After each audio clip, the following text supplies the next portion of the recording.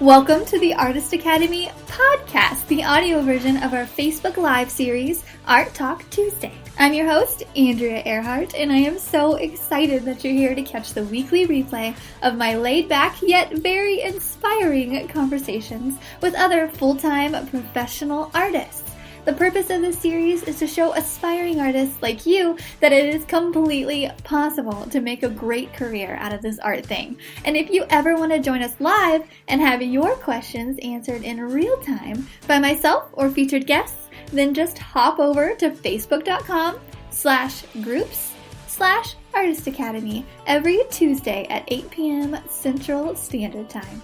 I'll see you there.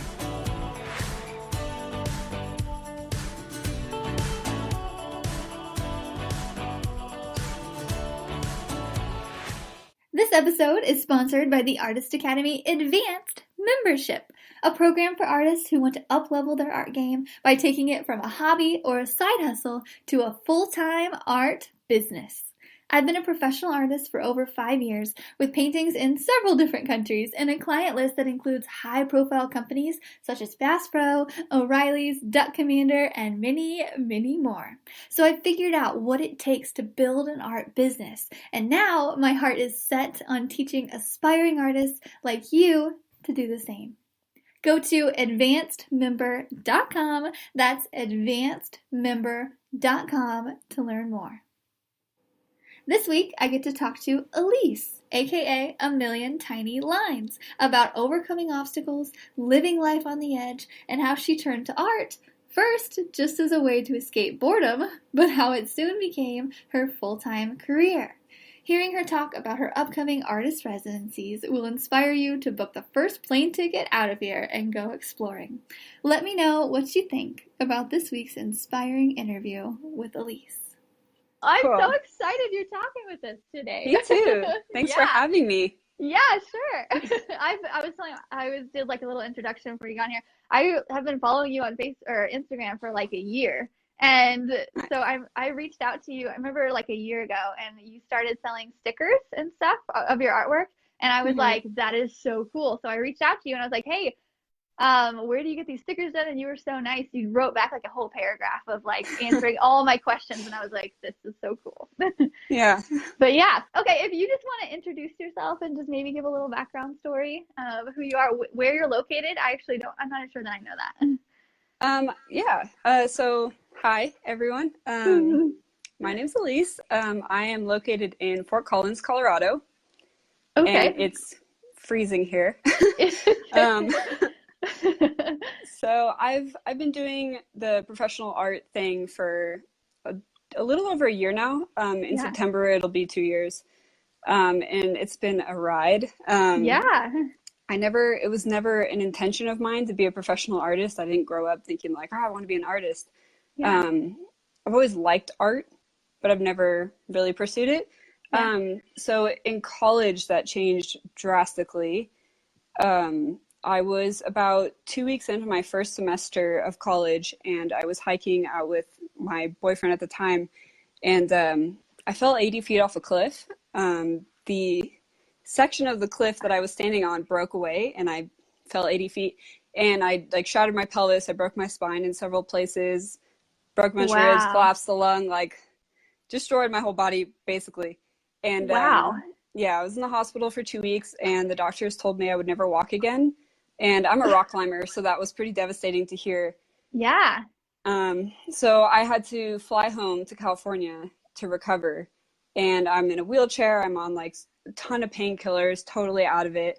Yeah. Obviously not able to hike or do any of the stuff that I love to do. I'm just bored out of my mind. So it's like, all right, well, I like to draw. Like, I guess I'll just draw. Yeah. So that kind of became my life when I was like conscious enough. Like, all right, I'll just draw. I can't go to the mountains because my mom lived in San Jose. So I was just in San Jose, which is basically concrete and malls, and that's it. And so that was my way of escaping into the mountains, was just drawing them. And I saw wildlife by practicing drawing wildlife. And I got really, really, it was my way of escape. It was my way of healing. So I just got really involved with my art at that time. And When I Oh, went wow. back to college a year later, I relearned how to walk, which was a journey. Yeah. But Wow, I bet. yeah. How long did um, that take? Like, um, it was like a year and 3 months, and then at that point I was kind of walking like a very elderly person. It took me like 10 minutes to step off a curb. yeah. Um, but Wow. it was another like year or so, and then I was climbing again, and then I got sponsored and I did pro climbing for a while, Oh, and wow. it was kind of a toss up between like, okay, do I want to be a pro climber? Do I want to be an artist? Yeah. And here I am. Yeah. So Yeah. yeah. Wow. I can't Um, imagine climbing like that. Like I used to be like adrenaline junkie when I was like I think younger maybe, yeah. and then lately I'm just like afraid of heights. Yeah, I never grew out of that. Yeah. I'm like constant, like that injury was just the beginning. I'm always injured. Um, Really? yeah, I Oh, actually just had a reconstructive ankle surgery like 6 months ago. So oh, what? Yeah. yeah. You mentioned you had an MRI this morning or something. Oh yeah, that was for something else. Oh my Also gosh. climbing related. Yeah. Yeah. Wow. So good thing I have Okay. art so that I can recover, Yeah. have something to do. Yeah. But yeah, so I went back to college, and initially I was like, okay, well, back to college, restart, which was really hard to get back into the whole swing of college after it was like totally false start kind of a thing. Yeah. Um, and I changed my major, and As I we didn't all do. care. Yeah, right. Yeah. Didn't care about any. I just didn't care, about any of my classes. Like I've Yeah. never. That's just not really how I learned, and like I wasn't interested. I just wanted to go outside and I wanted to draw. That's it. Yeah. Climb and draw. And Yeah. so like a couple months into that semester, I changed my major again. Well, I wanted to change my major again. 'Cause at that point I was doing, this is just funny because it's so unrelated to art. No, yeah. I was double majoring in astrophysics and evolutionary biology. So I'm a Okay. total science nerd. I love Yeah. science. Which I guess kind of relates to my art because I do kind of like biology stuff, sort of animals. Mhm. Yeah. Yeah, but Sure. don't really use any in my college. But I was walking to the registration office and I was like, oh, like I need the form to change my major, like do all that again, blah blah blah. And now Yeah. as I was walking, I was thinking like, man, like I don't want to do any of this stuff. Like I Yeah. don't want to be a lab rat. I don't want to be like a science teacher. I don't want to like I don't. And then I started thinking about any kind of 9 to 5 job, and Yeah. I had this like feeling of dread in my stomach, like, oh, like ball and chain, like this is going to be my life. I don't even want to think about it. I just want to go climb rocks and draw things. Yeah. And The fun stuff. Yeah. I ended up, by the time I got to the registration office, I walked right past the change of major forms and I picked up a withdrawal form and I became a college dropout.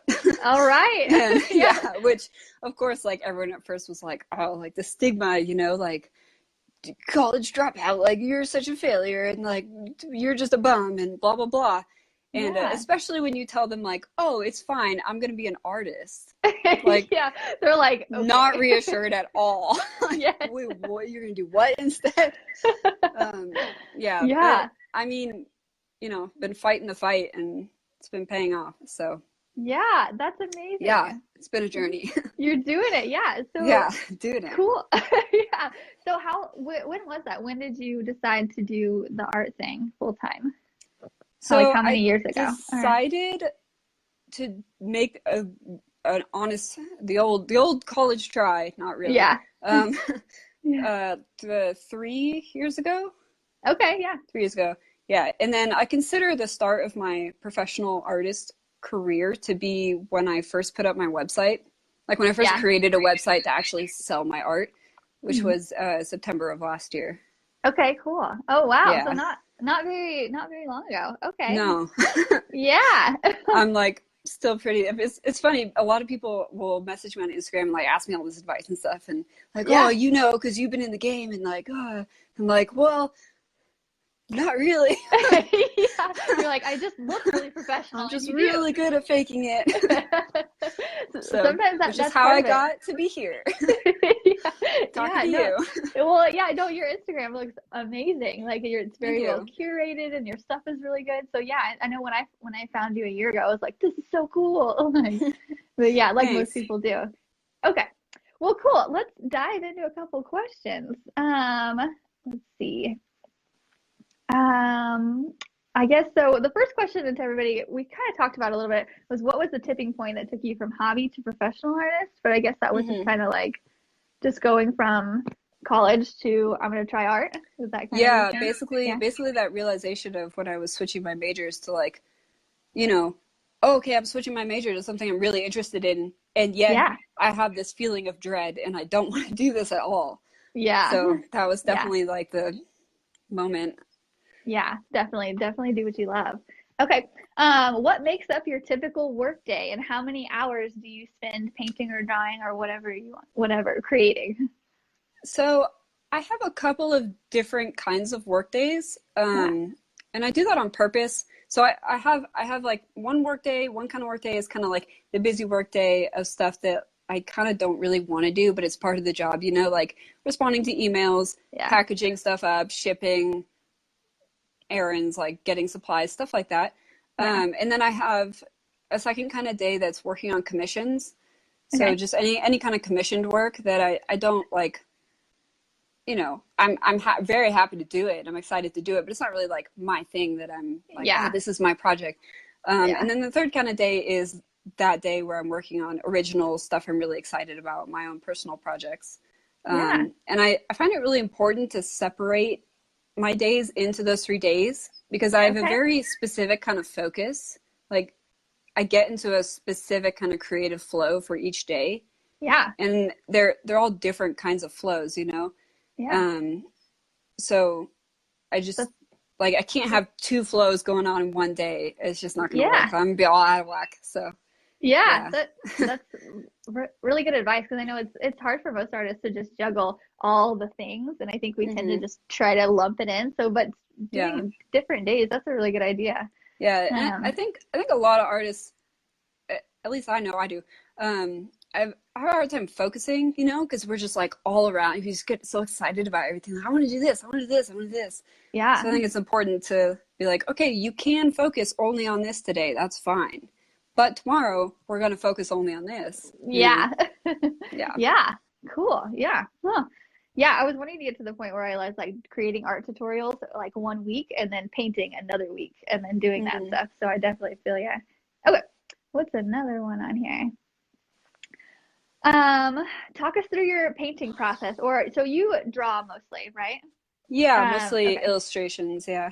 What is your process throughout that? Like do you sketch it out with pencil first or do you do straight pen or do you make it up as you go or do you have like a set thing that you want to do on your because like your stuff is really cool. It's like I wish people could see it, but it's you as you know, it's like animals, but it's like abstracted in certain really cool ways. So I'm just curious Hmm. of how those are brought to be.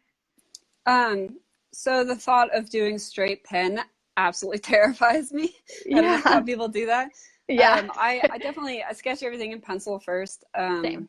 especially since a lot of my pieces are like a lot of detail and everything's very like intertwined, kind of. Hmm. So I have to lay it all out first, or else I'm just gonna get confused. Yeah. So I do a pencil first, and then I love my Micron pens from Sakura. Um, Okay. Yeah. I use those to go over, and then I erase the pencil after. And then I use a wash of watercolor, generally just black. I like to do black and white mostly Okay. um, for the neutrals. So I'll Yeah. do that. Sometimes I'll add like a touch of white acrylic if I need highlights anywhere. But Yeah. yeah, That's such a different process. I've never really played around with pins, and I think it's because it is so almost permanent in my mind, you know? yeah. But And it's yeah, like you can see every little stroke. So you yeah. want every little stroke to be so perfect. There's like a million tiny lines on there. Yeah. Yeah, where did your name come up with? How I did you come wonder. up with your Really though, like so was it just you just thought of it one day or did you see it somewhere or where did that kind of It just kind of came to me one day. It was very okay. natural. It was just Yeah. the way I kind of developed my style of like the tiny little cross hatching and like doing fur with like just little tiny lines. Yeah. And when I was creating my separate, because I have a climbing account also, so I was creating my separate art account. It just kind of came to me like, well, what's like my thing? What can I call my art account that's like very distinctly my thing? Yeah. Like, well, I draw a lot of tiny lines. Yeah. So, there you go. There we go. It's sometimes the simpler the better. Yeah, my friend Emily Million on here. I tagged her in your thing. I was like, 1,000,000 tiny lines. Emily Million, you missed out. Like I think I remember that comment. Yeah. And I was like, oh man, I want your last name. I know, right? Okay. Let's see. What is the one thing you don't it says paint without, but I guess draw without, or I don't create without? Maybe your pen or... So definitely my pens. I love my micro. That's like the one. I'm like pretty cheap when it comes to most things, and I'm not like a stickler for brands very much. Yeah, but same. my Microns has to be Micron. My boyfriend actually. Their ink is really it's very flowy, and I think my favorite thing about it is that it's archival. So when I do watercolor over it, it doesn't bleed, which is actually really hard to find in most pens. My boyfriend actually got me like knockoff Microns for Christmas. You're I was like, I wonder if the ink is going to be similar. And I drew something with it, and I did watercolor over, and it bled. And I was like, oh my God. I like threw them away. You're like, nice try, but thanks for... Yeah, like I appreciate it, but like don't ever do that again. Do not mess with my pens. Yeah. Yeah. But also I like have this thing where I have to have a beverage like there when I draw. Usually for me it's hot chai. I love chai. I'm not a coffee person, but chai. Yeah. Yeah. Same. All about the chai. I'm all about like the teas, like the kombucha tea kind of stuff. Oh yeah. And, I have a kombucha on my desk right now. Oh yeah. Yeah. Yeah. That's awesome. Okay. Are there any lessons you've learned the hard way with creating? Yeah. Oh yeah. Oh yeah. So I think like two main things come to mind. One is when I was kind of figuring out my own personal style, I tested out, like I went down so many different paths. I was like acrylics, impressionism, like so many different things. And every time I'd get excited I'd do like one thing in one style. And then I'd be like, this is it. This is my style. This is my love. Like, this is what I'm doing. And then I'd like buy all the shit for that style. And then the next day I'd be like, I don't want to do this anymore. Like, I just move on. And I didn't realize at the time that like, okay, I'm going to be going down all these different paths, and I'm in the exploration phase right now. It's okay to like not choose something, but I was like, oh my God, I have to choose something. Like I made that mistake pretty recently. I picked up oils for the first time. Oh yeah. And I used them, and I was like, oh my God, these are the best. I love painting with oils. This is great. So I bought like a bunch of oil paints. Behind me, I have these like giant canvases that I'm probably never going to use.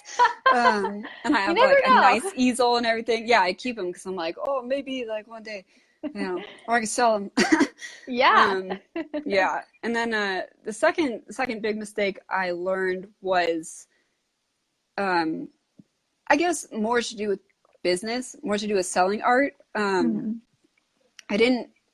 would get an idea about something I wanted to sell, and I would get really excited about it, and then I'd just like order it right away, and I made the mistake of not checking in with my audience first, and where I wish I had set up pre-orders and been like, okay, gauge the interest level first.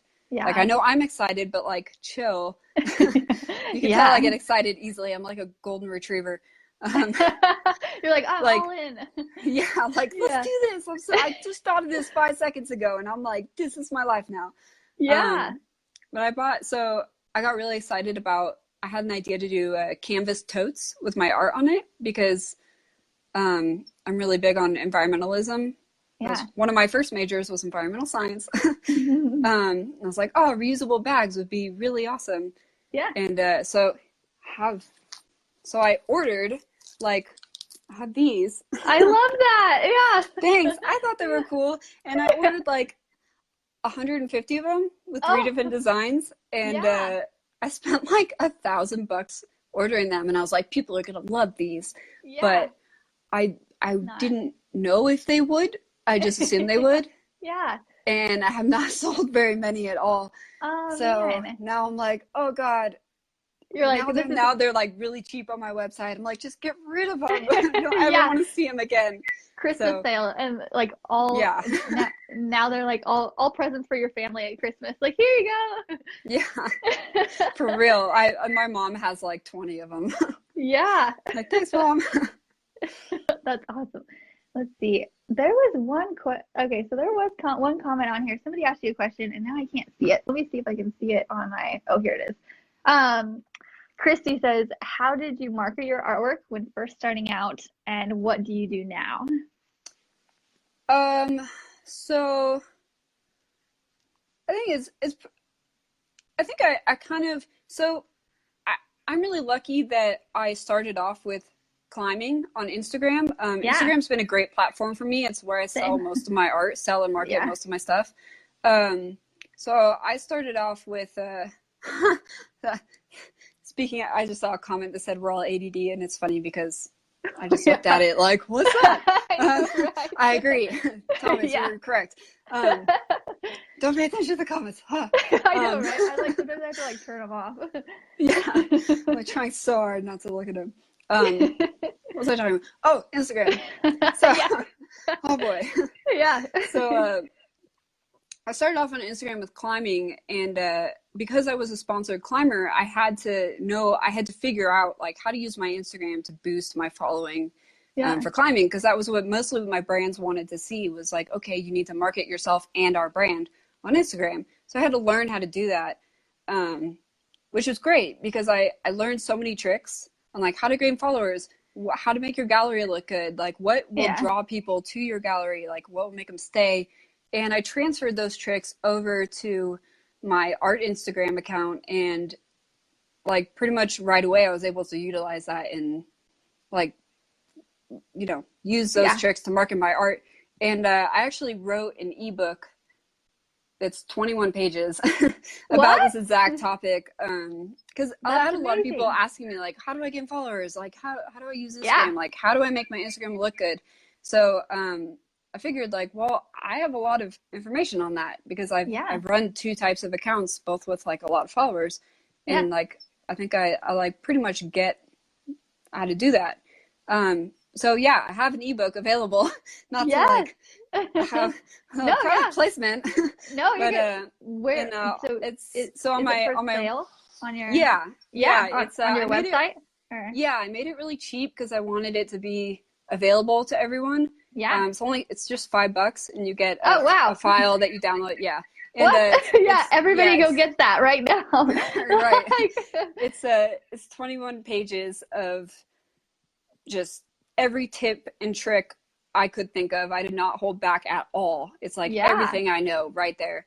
And it's on my website, which is just amilliontinylines.com. And it's in the merch section of my website. You scroll down past all the awesome stickers. And it's right there at the bottom.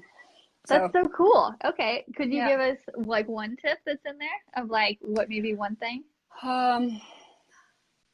So, oh my God, there's so many. So I personally think that one of the most important things about running an Instagram account, especially for artists, is to make sure you connect personally with your audience, because art specifically is such a personal thing.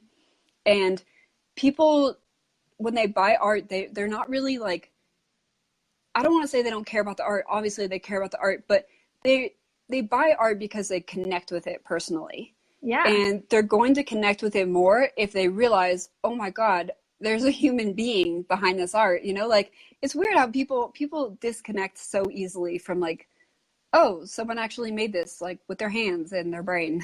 Yeah. And so just like adding personal touches to your Instagram, like every once in a while, like poke your head out, say hi, like respond to people's comments, like, you know, tell a story, write your captions in a way that's like, tell what inspired that piece, like, you know, make it relatable, ask your followers questions, like make them realize that there's a real person behind that account.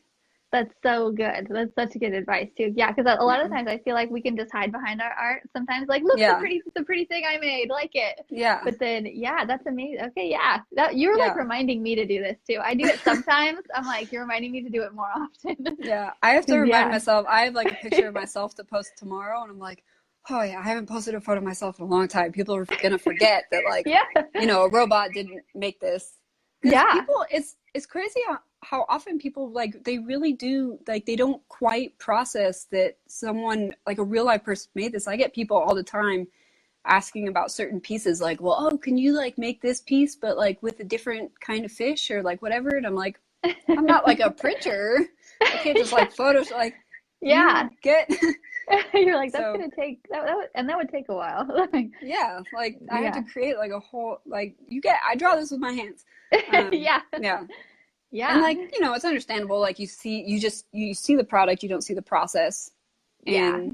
But I mean, the least you could do is show people the person behind it. Yeah, definitely. So, Do you ever do like a time lapse on your phone? I've I would tried I'd love to doing watch that it. like quite a couple times, but I have a really hard time like getting the lighting right. And then like, I Okay. don't know how to hold my phone up. So Yeah. I actually have my phone taped to a candle right now because I don't, Okay. Yeah. You're I don't using what like, you is there have. like, if someone has a recommendation for a good like iPhone holder that I can use for time lapses, open to suggestions. Yeah. Actually, Emily, I'll actually just link it in here. But Emily Million, she gave me one of these. She got me. It's like 15 or maybe $20 on Amazon if you're an Amazon addict like I am. But I it's love like, Amazon. yeah. So it's this little black. It's this little black thing. I'm looking around to see if I have it here. I don't know. But it's like it has like a phone holder and it has these three Mhm. legs that come out about this far and you can like wrap it around anything and put it Oh, right nice. there. It's amazing. That's I'll awesome. link Because to it in usually here. the legs are what's the problem, and it like makes a Yeah. shadow. But cool if Yeah. you can. Sweet. Yeah, Thanks. definitely. Sure, yeah. Okay, cool. Let's see. What's another one? Do you have a favorite past project? So maybe do you have like an all-time favorite drawing or Um, and also what is your most bought drawing that I'm curious of that. so my most bought drawing of all time is I call it Onward. It's a drawing Okay. of a bear with like mountains and on its back, and then Okay. there's a figure of a girl on the other side like facing down this bear, and she's like really small, and there's like a shot. It's like very dramatic, and it was kind Yeah. of it's cool that it's my most popular drawing because um it kind of marks like the start of me just kind of doing my own style instead of because I saw a lot of people's drawings that I really liked. Like, I don't know if you follow Jeremy Collins at all. He's a super good artist, or Really? Nikki Frumkin of Drawn to High Places. They No, do but a I lot of will like after this. line work and stuff. Really Okay. good. Yeah. And when I was first trying to find my own style, I went through a lot of like, oh, their art's really cool. I want my art to look like theirs. Yeah. And I realized that it's not about I want their art to look like theirs. It's about I want my art to feel like me. Yeah. And once I got that, I was like, okay, well, let's just draw something that's me and that's not trying to replicate someone else's style, or like, let's just see how it goes. And that was kind of the first drawing that I did that with. And that was one of my most popular ones. So it was kind of cool that like, oh, people like when I draw for me. And I think Yeah. they could kind of see like, okay, this is like me doing my art that comes from me. Yeah, and it's a And unique thing, and I think it's like people seeing something that's super unique, and mhm. they can just tell. But it's also funny on one hand. I'll paint something that I love, and people are like, it's okay, and then I'll paint It's something that I'm like, yeah, it's okay, and everybody loves it. And I'm like, that's okay, so funny how that works. I can never predict what people are no, gonna like. I do like a doodle that took me 5 minutes, and people are like, "Oh my God, this is amazing!" Like yeah, 1,000 likes. And then I'll yeah, do something that I spent like 10 hours on, and it's like my child, and then people are like, "Oh, whatever." they're like, it's just another Okay. one. Yeah, Yeah. I'm like, I like to pretend that people were just in a bad mood that day, and they really love it. They Yeah, just don't right. I'm want to like, tell oh, me. it's probably just the algorithm, like Yeah, yeah, Instagram. yeah. Okay. Hi, Kitty. That's Yeah, she My loves dog is attention. at the door, just Really? whining. Oh. See, let's see. Actually, Christy had a question. Do you have an do you have an LLC? Is A Million Um, Tiny Lights an LLC, or is that basically your business name? it's basically my business name. Yeah, I don't have an LLC. I've been looking into that a lot lately, yeah, and I can't decide if I want to do it. I don't really know. I've been trying to do a lot of research on, like, I've read so many articles about, like, oh, if you're an artist, like, should you do this? Should you not? And yeah. I don't know. I don't know if I'm quite at that level yet where I feel like Hmm. I need one. But honestly, like, the reason I even started looking into it was because tax season is coming up. Yeah, And I was like, yeah, I don't know how to do my taxes. yeah, yeah. No, So I I thought, just like, did maybe it it's all the time. easier if you just, like, do the LLC and then go to H&R Yeah, Block or whatever. yeah, So, yeah.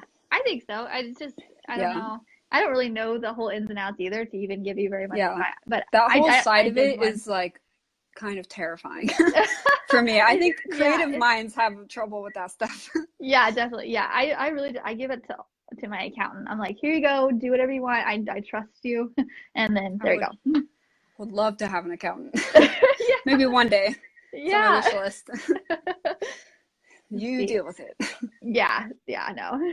And I don't think I pay him very much as compared to going to like H&R Block like I used to. I don't know. It's Hmm. worth it. Just yeah. Yeah. What are your future art goals and plans? So, what are your upcoming? Do you have any upcoming projects or any upcoming commissions that you really love, or any ideas? Um, Or so not, I don't really have like a lot of projects. hmm I'm not really a project person. yeah. Um, I do have 3 residencies coming up that I'm Oh really yeah. excited about. I was gonna ask you about that. Please tell us Yeah. all about those. So, and that, like, I guess that like kind of ties into like a general idea for a project sort of that I'm doing. Yeah. So I'm doing the NES residency in Iceland in December. Yeah, I'm So gonna go cool. freeze. I'm gonna be Oh so my cold. gosh. I'm so But excited. you might see the northern lights and all of that. Yeah, that's why. So in December, they only get 4 hours of daylight there. And I was like, Yeah. that's so much time to see the northern lights. Like, that's when I'm gonna go. How long were you Um, there? I'm there for a month. Wow. Yeah. Yeah. And it's in Yeah. Skagastrand, which is in northern Iceland. It's like this tiny Okay. little fishing village of like Okay. 300 people. And be like in the middle of nowhere. That's I'm, amazing. yeah, I'm pretty No, excited about it. no distractions. Like Yeah, maybe right? kind of. Like, yeah, like I'm not even gonna want to go outside for once. Yeah. So how did you find that? I think I maybe commented on one of your photos when you announced it. How did you find this? Yeah. So I use a website called Res Artists. Yeah. It's RESARTIS, resartist.org, I think. Okay. And they have like a huge list of residencies. And I just basically like scrolled through those and just found a couple that I liked and just, well, okay, that's not true. I found a lot and I applied to a lot. Really? Okay. I have applied to so many things lately. Like Yeah. I have like a quote. Sorry, I'm like going off on a tangent, but No, yeah, keep I have going. like a quote of the month thing that I do. I have this huge whiteboard above my desk that has like all my goals for the month, my objectives, like my to-do list, commissions, all that stuff. And I have like a quote of the month, and my quote this month is, you don't get what you don't ask for." So Yeah. to that Yeah. quote, I'm just applying to like a ton of things, like grants, residencies, like pretty much anything I can apply to, because Yeah. like, you know, Yeah, you're like, why I'm not? either, yeah, Yeah. I'm either gonna Yeah. win, like get the stuff or like win Yeah. the competitions or whatever, or I'm gonna learn. Yeah. So like there's no losing this, so might as well Yeah. go for it. So I've Yeah. been getting accepted to residencies like to the point where I actually had to just turn one down because it's like, Oh. okay, now I'm getting to the point where like this is getting above my budget. Yeah, like you're getting um, accepted to too many. Oh yeah, man, I'm that's like, I can't amazing. afford all That's these. a good Whoops. problem to have though. Yeah, right. I'm So like kind of good. okay with it. Yeah. Yeah. So I have two more that I'm doing. Both are in France. one's called Studio Fair, and it's in August to September.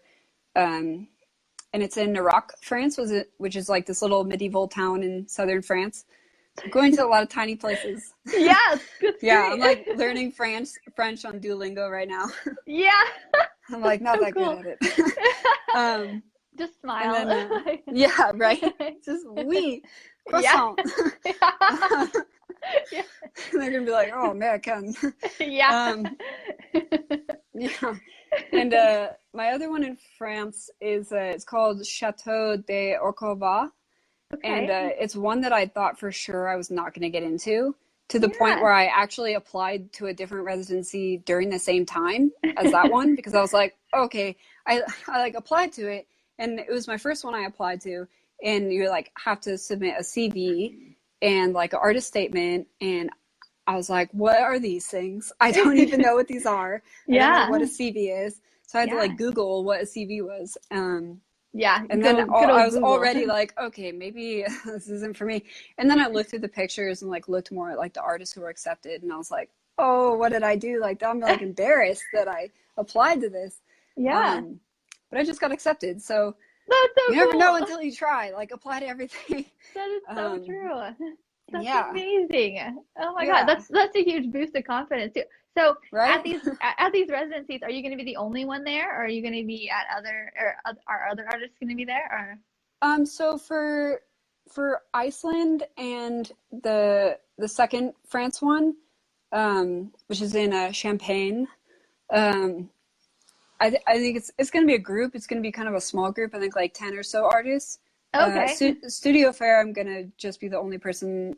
I think I'm going to be the only person there. There might be a couple other artists and residents. I'm not really sure. You're like, I don't know, I'm just going. Yeah. Yeah, but I'm excited to be in an artistic environment with other artists to learn from, because like I feel like I'm so new to. I keep opening doors. You know, I feel like this whole like art world, it's like you climb a flight of stairs and you get to a platform and you're like, oh my God, I made it to the top of the stairs. Like, Yeah. sweet. And then you like look to your right and there's like more stairs and you're like, oh. Yeah. So, Perfect metaphor. Yeah. Yeah. True. So true. hopefully You're like, they well, can like point out some platforms for me and be like, by the way, Yeah. those are there. Yeah, So be ready. definitely. Yeah, and that's part of like you coming on here and like talking to artists too about you, like you're pointing out maybe that some people don't know about Yeah. applying to artist residencies. So you Yeah. could be helping out someone here, and someone might be applying. And yeah. Yeah, I've had a couple people comment on my posts about the residencies and be like, I didn't know those were a thing. Like, I'm so gonna apply to those now. I'm like, yeah, Yeah. do it. Do it. Let's get out there. Apply to Yeah. 20. Like, Yeah.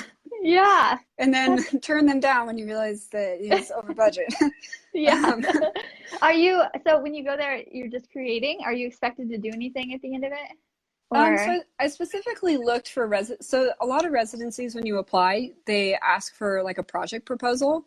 So I Yeah. specifically looked for ones that didn't ask for that, because I was like, oh, I don't know what I would even do. Yeah. But I have kind of a general theme in mind.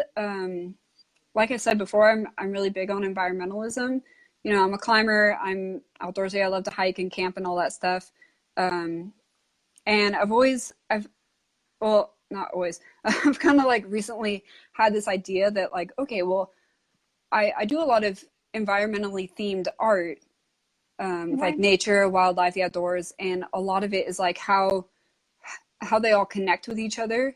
And I was thinking like, well, I could use that to promote environmentalism, like spread awareness, like, you know.